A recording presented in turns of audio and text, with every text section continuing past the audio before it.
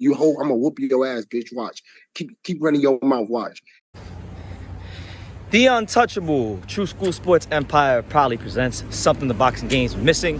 Hey, what's going on? It's your boy BT, and I came here to talk some boxing with the thousands of True School Sports subscribers. All right, so I wanted to discuss a little bit the aftermath of, Lamont Roach versus Hector Garcia. First and foremost, I think congratulations are in order for Upper Marlboro, Maryland's very own Lamont Roach, who, he had a long, arduous road to get to this position as champion.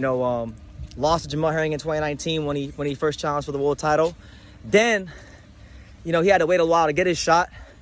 And when he got his shot against Hector Garcia, he took more than full advantage of it. And believe it or not, surprisingly enough, him versus Hector Garcia actually wound up being, I feel, the most competitive and most entertaining fight on that whole card. I liked it more than Benavidez Andrade. I liked it even better than Ergashev versus Matias. I thought it was a very entertaining fight, an aggressive chess match that had some good moments, so I liked the fight a lot. So now there's a lot of talk with him being champion. Who could he fight next? And when we look at the current landscape of the 130 division, your current champions, you got O'Shaquie Foster, who holds the WBC. He just signed with Top Rank. You got Vaquero Navarrete, who holds the WBO. He's a Top Rank fighter. I feel like Top Rank will, more than likely, the plan is for them two to match up in 2024 in a unification fight. But as we've seen in the past, if the fine folks at Top Rank believe their fighters can go and take the belt from another promoter's fighter, like we saw in the Giovanni Santillan versus Alexis Rocha's fight, they let Rocha fight Santillan, or Santillan fight Rocha, because they thought he could beat him, and he was the B-side fighter on Golden Boys Promotions. So we'll see what happens. Maybe they allow O'Shaquie Foster to fight Lamont Roach in unification, which if O'Shaquie beat Lamont, that would make O'Shaquie versus Navarrete a 3-belt unification instead of a 2-belt unification, which would make it a bigger fight for the division. You see what I'm saying? So that could be a possibility. But I think those two are going to fight each other, and that fight probably won't happen anytime soon. I don't feel, at least. And then you have Joe Cordina, the IBF champion. Now, Joe don't want to fight O'Shaquie. Joe became an accountant when it came to fighting O'Shaquie.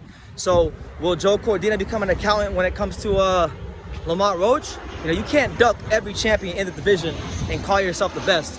So if Joe Cordina don't want to fight O'Shaquie, then he needs to look to fight Lamont Roach. That's what it is. So that's where he's at right now. Those are the potential unifications out there for him. But realistically speaking, I think the most realistic fight to make, and this guy was at the fight, so I know he really wants to fight because I've discussed it with him before because he's down here in South Florida, is a guy who I'll call a spade a spade. He's my favorite 130-pounder, but he's also the guy that was ranked right behind Lamont Roach in the rankings. And that's none other than Otar Eranosyan. I think Lamont Roach versus Otar Eranosyan is the fight to make for Lamont Roach in 2024. And I'm going to tell you why. First and foremost, it's an easy fight to make because of the rankings. It's an easy fight to make because Otar, for those that don't know, Otar Eranosyan, he's from the country of Georgia. He turned pro in 2020 during the pandemic. He's a unique fighter because despite being from a country where he doesn't speak Spanish, he fought a lot of his early fights on Telemundo. He's fought on Telemundo. He's fought on Pro Box. He's fought on Showtime. He's moved up in weight to fight undefeated guys that were bigger than him, like Stalin Castillo. He's done what he's needed to do to put himself in the best position for a world title shot. And I think it's an easy fight to make. And stylistically, it's a really interesting fight because anybody who's watched Otar Eranosyan fight, his last fight, he stopped Roger Gutierrez, who's a hard-punching fighter in a really entertaining fight. Stopped him, broke him down. Otar is an aggressive pressure fighter with good footwork and an elite gas tank. He has the ability, I feel, to, put pressure on you, angle off to the side, and be intelligent. Some people have even called Otar the Walmart dollar store version of Lomachenko. And I just think it'd be a good fight. Lamont Roach showed. I think it'd be a different challenge than Hector Garcia because Hector Garcia is a fighter that, he likes to counterpunch. He sat on his back foot more and was trying to counterpunch Lamont Roach and was successful early in the fight. But he didn't have the gas tank to finish his game plan later on in the fight. So he wound up getting caught with something he didn't like. He got knocked down, albeit a little bit controversially because Lamont Roach did kind of cover him behind the head, but the referee did call it. And, whether we like it or not, that was a judgment call, and that was enough for him to win the fight. But Otar is different. Otar Otar is not going to look to counterpunch Lamont Roach. I don't think he will, at least. He's going to look to break him down. And he's going to look to, you know, try to really see where that heart is. And I think, you know, it's just an easier fight for Lamont Roach. I mean, I'm not going to lie to you. There won't be a lot of money in it. But it'd be a good fight for boxing. It'd be a good fight for the fans. So maybe it doesn't happen next. But I hope it happens like around this time next year in 2024. Because I think Otar deserves his shot. He's been one of the most active contenders in boxing.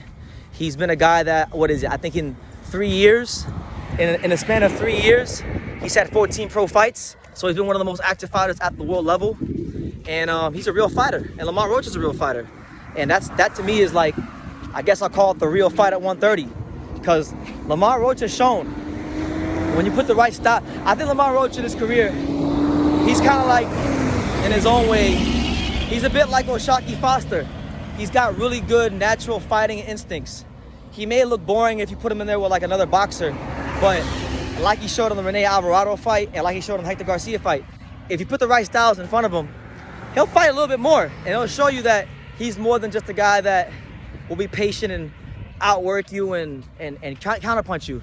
He's got good natural fighting instincts. He knows how to make adjustments. So I think Otar Eranosyan would be a good test for him to make adjustments, and it'd be a good challenge for Otar to see how he can handle a multi-dimensional fighter like Lamont Roach. So that's the fight I'm hoping happens, because anybody who's following me knows I've been a big Otar Eranosyan fan for a long time. He's my favorite 130 pounder. And the fight makes a lot of sense. He was ranked behind Roach. Roach is now champion. So now, in the de facto sense, Otar should become the #1 contender for the belt. Lamont Roach don't got to fight him right away, because Lamont Roach, I think he's got about 9 months to a year to defend the belt from Saturday. So I don't think it'll happen next. He can fight whoever he wants next in a voluntary, and I'd be okay with it. Or in a vacation, I'd be okay with it. But eventually, that's what we need. So let me know what you guys think. Lamont Roach, DMB, Marlboro, Maryland. What you guys think? How you guys feel about Lamont Roach? What do you guys, for my boxing fans out there that know Lamont Roach and Otar Eranosyan, what do you guys think about that fight? Who do you think would win? Leave your comments down below. Make sure you guys take the time to subscribe. Like I say in every single one of these videos, you can love me or you can hate me, but I'm just a kid from Daniel. So until next time, take care, guys. Thank you for watching another video on the untouchable True School Sports Empire. For more great boxing content just like this video, click right here and make sure you subscribe. Much love from sunny South Florida.